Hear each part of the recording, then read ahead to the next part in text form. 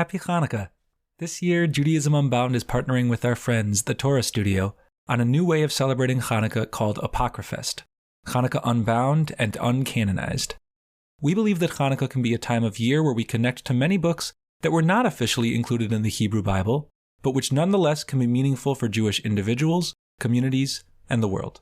Through 5 bonus episodes, we will be exploring some of these books in detail and asking big questions about what canon even means. Liana Wertman, founder of the Torah Studio, which is an accessible and inclusive learning space that encourages people to take ownership of our traditional Jewish texts, and a past partner with us on live streaming events exploring books from Esther to Lamentations to Ecclesiastes to Ruth, joins us for all 5 of these bonus conversations. Learn more and sign up for our Apocryphest email list by visiting judaismunbound.com/apocrypha. APOCRYPHA. This is a special bonus edition of Judaism Unbound. Hanukkah 2022, number 4, Judith. Welcome back, everyone. I'm Dan Liebenson. And I'm Lex Rofberg, and we're here with not 1, not 2, not 3, number 4 of our Hanukkah mini bonus episodes, and we are very thrilled to be schmoozing. Today's book that we're diving into is a pretty fantastic one, if you ask me, the Book of Judith, which in the world of Apocrypha, I would say is like pretty well known. I would say it's not that, it's a little less sidelined than some of the other books. And so it's more common for people to have some kind of relationship to it, but still it's not featured as part of the traditional Jewish canon. So I'm excited to give this book its due, especially during the holiday of Hanukkah. So Liana, take us a little bit into the Book of Judith. What's this book? What's it about? So the Book of Judith tells the story of an Israelite town that is under siege, and they are absolutely at their wits' end with this siege. The famine has gotten wild and everything is going wrong, and they're willing to die up on this hill or give up, right? They're really at the very end of this siege when Judith, this widow, this like gorgeous widow, apparently turns to them and goes, "You have no idea what you're doing. I'll finish this off. I'll fix it. God is going to be working through me." She gets dressed up really beautifully and she sneaks down to the camp at the bottom of their hill, the bottom of the town, and seduces the general and kills him in the middle of the night, right? And she brings his head back up to her town, and they turn around to everybody in the bottom of the camp and they're like, "Hey, what are you going to do now?" And they're like, "Well, we'll go ask our captain." And they're like, "Oh, you mean this captain, Holofernes?" And they hold up his head and they're all like, "Uh-oh, that is no good." And this woman, this icon in this space, like actually in the name of God explicitly saves her entire town. And it's a story that actually has a lot of connections to Hanukkah, and we'll talk a little bit more about that, including some Jewish communities actually celebrate reading the Book of Judith during Hanukkah. They actually have that party, that holiday on Rosh Chodesh Tevet, which is in the middle of Hanukkah, the new month of Tevet beginning. And it's a story that just brings out a lot of characters that we really don't see in a similar way since like the Book of Judges, but with a female hero at the front, which is not unprecedented in Jewish texts, but is very standalone for her explicit feeling that God is kind of working with and through her. You gotta just love a hero figure whose defining moment is like, "Guys, I'm gonna go chop his head off." First off, I relate to the story much more than I would otherwise because it's clearly like fiction. This did not happen, so I don't have to wrestle with the ethics. You know, what do you do with really corrupt and violent rulers? But Judith is also interesting because, like, you said it's tied to Hanukkah. I agree that it connects to Hanukkah, but I don't know, I feel like we're mostly saying that because some communities made the decision to connect it to Hanukkah. But like, it's not totally clear to me in the text itself that this is like an obvious story to read on Hanukkah. It seems that the text was written around the time of the Maccabean revolt, but it's not about the Maccabean revolt. It's not about the oil. I mean, we talked a few episodes ago in this miniseries about Megillat Antiochus, which is like directly about Hanukkah. This isn't that. But what it is that it's a parallel story of basically a rebellion against power that succeeds. And so it's not a stretch. And to me, I look at this and I actually think there's a simple connection that is why Judith has been connected to Hanukkah, which is I literally think it's about her name. I literally think the name Judith is it. Judah Maccabee and Judith are built on the same Hebrew word, same Hebrew root. And when I look at the words, they're clearly connected. And I think that this was just like, oh yeah, we like that story with the hero woman who leads a successful rebellion against this guy, Holofernes. Where should we put it? Oh, there's this other holiday with a guy named Judah. That sounds similar. Like, great, nailed it. That's the one. We're going to put it with Hanukkah. And I think it might have been that simple. And I'm not saying that to diminish it or to take away from other more scholarly parallels between the stories. But sometimes I think it really is more of that reverse engineering. It's like, we like this story. Let's find a place for it. It does strike me that like their names sound similar and maybe that was enough. I also wonder whether it's just even more of a allegory than you're talking about, like, because Yehudit does sound like Yehuda, but it also is basically means Jew, Jewess versus Jew, right? But I mean, like, if you're a native Hebrew speaker and you're reading the story about Yehudit, then you're really reading the story of Jewess.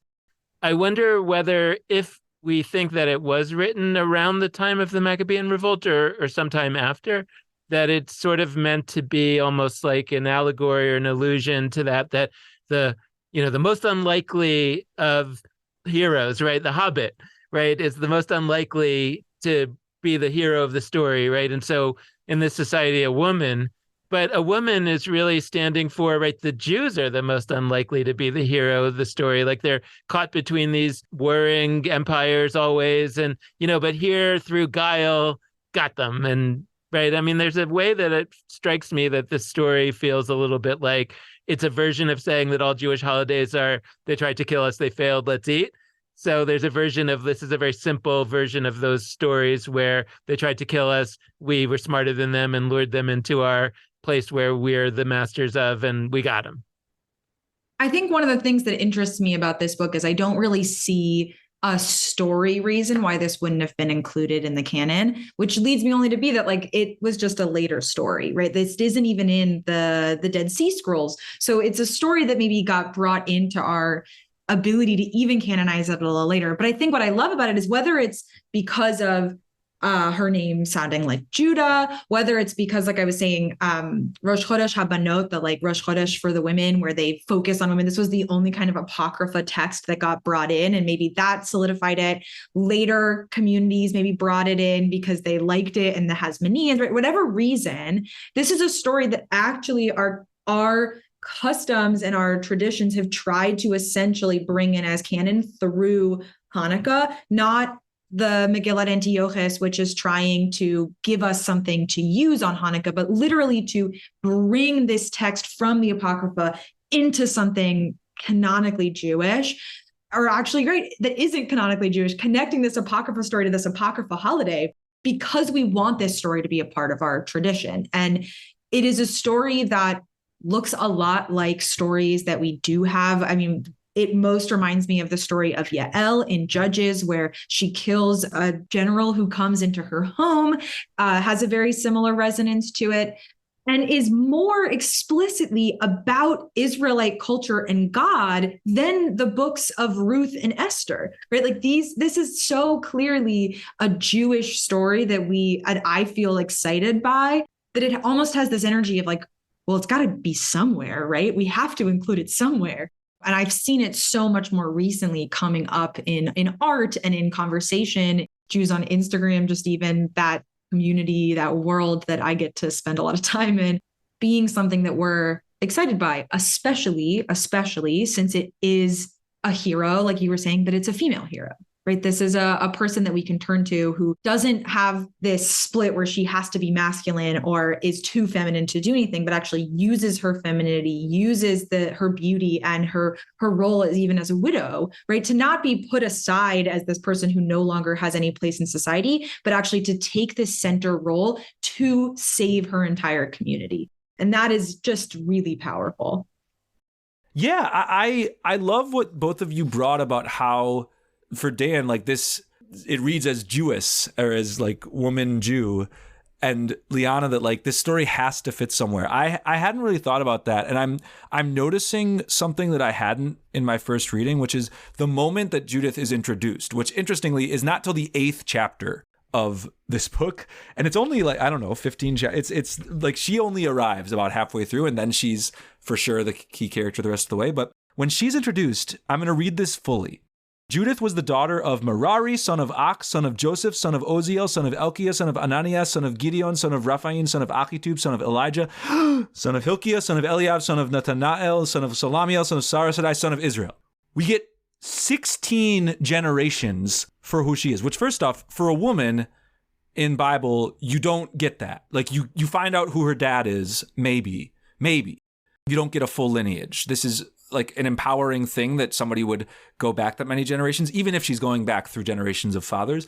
But it traces her all the way back to Israel, to Jacob. And some scholars think that this Sarasadai, like one of the generations, is Simeon, Simon, who is the second son of Jacob/Israel in the story. And interestingly, he's a son who is well known for a key moment of violence. He goes and kills an entire town of people in response to the rape of Dinah. And so it makes sense that Judith, who herself would commit a famous act of violence, would be traced back to Shimon. But it's really striking that we learn about her that she goes back literally to the patriarchs. That's not something we get from most books, from any that I can think of the Bible. And it points to what, Dan, you were saying about how this is like, we want you to read this as a story of Jewess, of a exemplary model Jew. And also potentially that it's just a much later written book where maybe they felt like they had to create this long line of authenticity precisely because it wasn't authentic. Yeah, and by the way, like scholars place this around 100 BCE. So as your hypothesis was, like shortly after the Maccabee revolt, way after the rest of, I'm already canonizing this in my head, but way after the books that made it into Bible. I think the book of Judith, whether it's Apocrypha or being included, whatever it is, the fact that we have this book, that she is Jewess, she is the Jewish woman who is connected to the patriarchs, who we can bring in because it's Apocrypha where we kind of want to bring people in. It just makes me feel really excited about how do we want to choose our heroes, right? How do we want to represent our heroes? And you don't have to like what Judith did. You could love what Judith did. But to have more heroes brought in who are female, who are not just men, and who are playing the roles that we still expect from not an ungendered hero, right? Just heroic, to save your community, to put yourself in danger, to step out of your comfort zone, to even be unexpectedly brave and strong, right? That is really exciting to be able to find a hero that looks more like me in Apocrypha. And I think coming back even to what we were talking about with Midrash in our last episode, how do we want to write heroes and ourselves into Torah? How do we want to see whether Midrash, I think we could count Midrash as a type of Apocrypha, right? We could count the stories that we're adding to our world as a type of Apocrypha that we can really start to imagine who do we want to see in this past? Maybe also who do we want to see in our present? If Judith is looking backwards a few hundred years, we can also maybe just look back a few hundred years. We can write these stories of the people in our more recent pasts, whether we're writing about what it was like to live in shtetls or to live in golden age of southern Spain.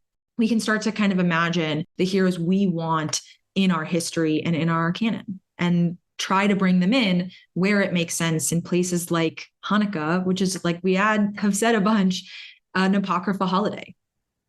Yeah, I love that. And what I'd say in terms of like writing our own stories, I think one fascinating feature of Judith is it is clearly fiction.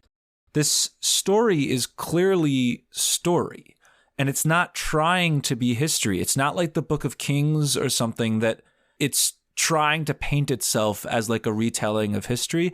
And that liberates it from the rules when you're allowed to sort of make the details what they are and just tell a good story. Turns out it writes a pretty good story. And Judith is what results. So grateful to have explored this with both of you.